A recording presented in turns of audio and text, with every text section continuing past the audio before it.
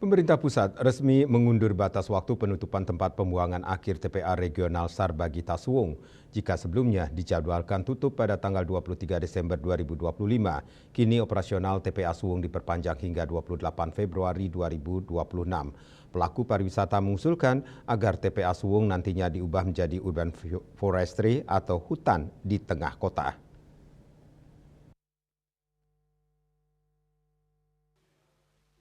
Perpanjangan waktu tersebut diberikan Menteri Lingkungan Hidup dan Kehutanan Kepala Badan Pengendalian Lingkungan Hidup RI Hanif Faisal Nurofik. Keputusan ini merupakan respon atas permohonan resmi Gubernur Bali yang didukung Wali Kota Denpasar dan Bupati Badung. Pelaku pariwisata Iwayan Puspanegara mengusulkan agar kawasan TPA Suwung dikonversi menjadi hutan di tengah kota. Ia juga menggarisbawahi perilaku masyarakat yang masih enggan memilah sampah, padahal ini penting untuk mengurangi volume sampah. Banyak yang curiga apakah itu akan dibangun investasi di tempat itu dan seterusnya.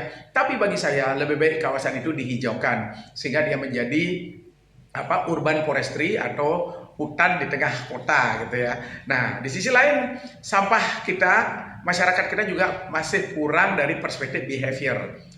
Perilaku masyarakat kita belum siap untuk memilah sampah dengan baik dan benar. Dengan diberikan tenggat penundaan sampai 28 Februari 2026, pemerintah daerah Badung dan Denpasar wajib mengelola sampah secara mandiri. Sisa sampah wajib dikelola melalui optimalisasi pengelolaan sampah berbasis sumber atau PSBS, termasuk penerapan tebe modern, TPS 3R, TPST, pemanfaatan mesin pencacah dan dekomposter, dan pelibatan aktif desa dinas dan desa adat. Yana, Bali TV.